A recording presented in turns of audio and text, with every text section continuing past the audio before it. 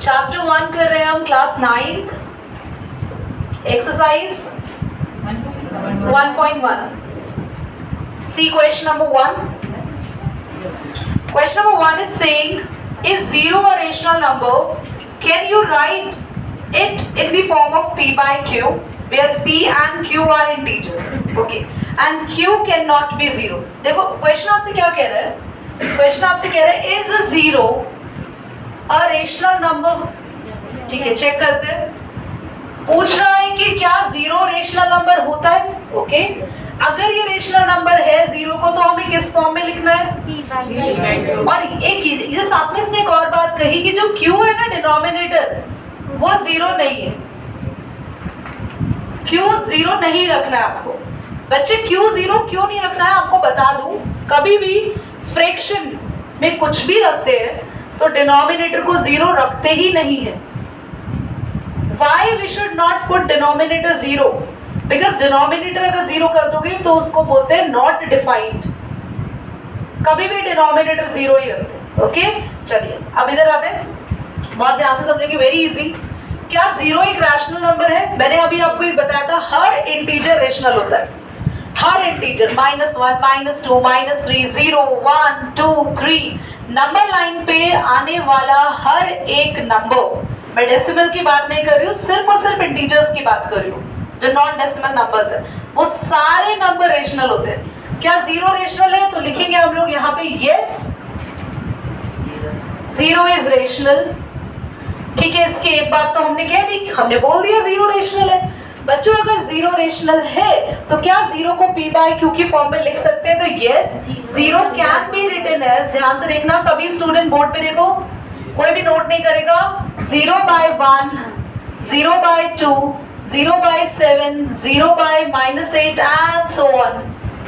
0 के नीचे कोई भी नंबर रखो, ये फ्रैक्शन बन गया. और 0 बाय 1 भी क्या होता है?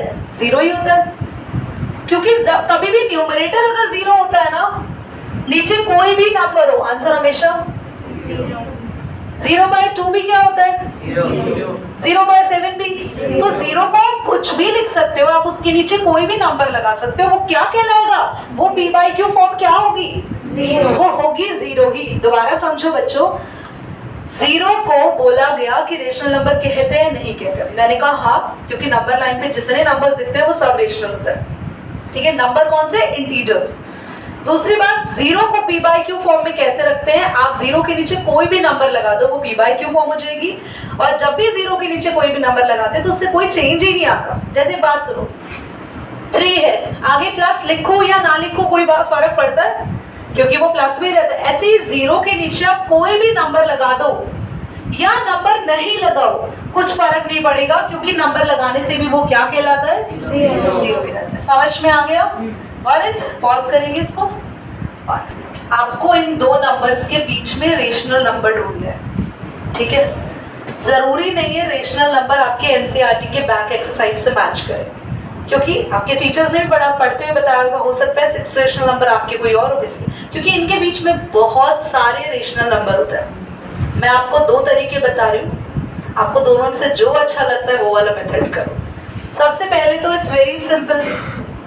अगर नंबर लाइन में हम देखें 0, 1, 2, 3, 4, 5, तो बच्चे 3 और 4 के बीच में रेशनल नंबर है ना. 3.1, 3.2, 3.3, 3.4, 3.5, 3.6. दीदी ये रेशनल नंबर कैसे हुए?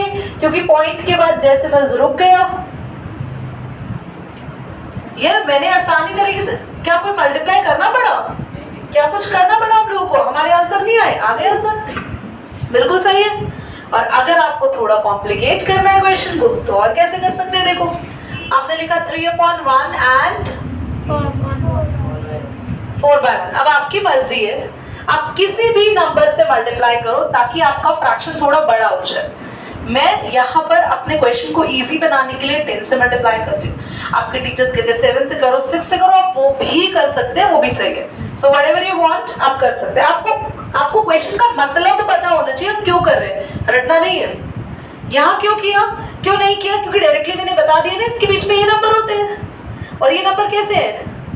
रेशनल नंबर्स है. समझ में आ रहा है आपको? अब आगे देखो, मल्टीप्लाई क्या करेंगे, multiply numerator and denominator by 10, तो 30/10 40।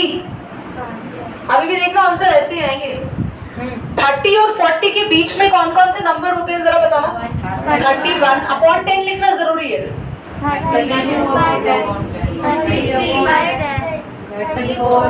चलो आप सबको काउंटिंग आती है, प्रूव हो गया। Now keep quiet everyone. 10 है तो सब 10 को हटाने के लिए ऊपर एक पॉइंट लगा देंगे, 3.1 3.2। अब जरा बताना क्या मल्टीप्लाई करने के बाद और बिना मल्टीप्लाई करे कुछ चेंज आया मेरे आंसर में? That's very simple. Give it a pause, दोनों नोट करो। हमको 5 रेशनल नंबर ढूंढने हैं इस बार 3/5 और 4/5 के बीच में। So please look at here everyone. 3/5 and थोड़ा सा मुश्किल है, काफी क्लोज नंबर है और ये फ्रैक्शन में भी है। कोशिश करो वही सेम चीज जो पिछले क्वेश्चन में सिखाई, मल्टीप्लाई एंड डिवाइड बाय 10 करेंगे। Very simple. तो जैसे आप मल्टीप्लाई एंड डिवाइड। अच्छा एक चीज और बताऊं, ध्यान से देखो, यहाँ तो सब जगह 10 से मल्टीप्लाई कर दिया क्योंकि हमारे पास क्या सेम था, देखो ध्यान से, डिनोमिनेटर। पर कभी कभी ऐसा क्वेश्चन भी आता है 3/4 एंड 5/6, डिनोमिनेटर सेम है, बोलो नहीं। तो 10 से मल्टीप्लाई नहीं करना, पहले डिनोमिनेटर सेम बनाना है। अब वो डिनोमिनेटर सेम कैसे बनाते हैं वो मैं सिखा दूंगी आपको, बट फिलहाल पहले यहाँ देखिए, मैं ये वाला क्वेश्चन भी कराऊंगी आपको। सो 5 और 5 क्योंकि डिनोमिनेटर सेम है तो सीधा ही हमने 10 से मल्टीप्लाई और डिवाइड किया। तो जैसे ही 3 से मल्टीप्लाई करेंगे 30/50 एंड बोलो बच्चे, अब आप सब के पास 30 और 40 के बीच में बहुत सारे नंबर है, तो मैं लिख दूंगी 31/50, 32/50, 33/50, 34/50, 35/50 एंड 36।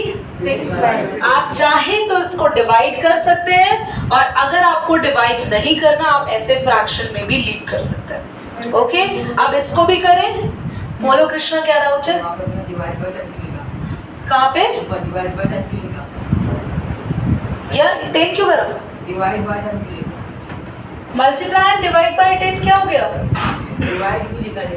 क्यों? एक्चुअली यहाँ से हम मल्टीप्लाई भी कर रहे हैं और 10 से क्या हो रहा है, ये डिवाइड भी हो रहा है। ये फ्रैक्शन डिवाइड भी तो हो रहा है, नीचे 10 है और इसको बोलते हैं एक्चुअली कोई भी चीज ऊपर और नीचे आ रही है तो ऊपर वाला नंबर मल्टीप्लाई कहलाता है, नीचे वाला नंबर डिवाइड कहलाता है। क्लियर हो गया? सो बताओ पहले, इज दैट क्लियर? आगे इसको समझे। अब तो इस क्वेश्चन को कैसे करेंगे, इसको एक्स्ट्रा क्वेश्चन टैग कर लो। वैसे तो इस टाइप का क्वेश्चन है आपके कोर्स में। एक्चुअली डिवाइड कैसे हो सकता है, इधर देखो, किसी को डाउट आ रहा है कि ये डिवाइड, अच्छा इसको डिवाइड ऐसे करेंगे ना। अगर मैं बोलूं इसको 10 से डिवाइड करोगे, कैसे डिवाइड करोगे तुम? इसके नीचे 10 लगा दोगे। और बचपन में सीखा था तुमने, जब आप बचपन में छोटे थे लॉलीपॉप खाते थे कि 10 के नीचे 1 लगाते थे। और ये वाला फ्रैक्शन इस फ्रैक्शन के साथ डिवाइड है, मल्टीप्लाई करने के लिए जल्दी बोलना इसको उल्टा कर देते थे। अब ये कहाँ आ गया बेटा? अब आप बड़े हो चुके हो, अब आप ऐसी बचपन वाली हरकतें नहीं करोगे। अब आप मेरी बात ध्यान से सुनो, कोई भी फ्रैक्शन में बोलो, अगर आपको किसी नंबर से डिवाइड करना है तो उस फ्रैक्शन के नीचे वाले साइड आप मल्टीप्लाई 10 कर दोगे तो मतलब वो डिवाइड ही हो रहा है। ये 10 आया कहाँ से? ये 10 एक्चुअली डिवाइड में था। समझ में आया आप लोगों को? क्लियर हुआ? तो नीचे 10 लिखने का मतलब क्या है? डिवाइड। अब जरा यहाँ आ जाए। अब और कुछ पूछना है? कुछ उसके अंदर बाकी रह गया? कुछ और देख लो इधर उधर। हाँ,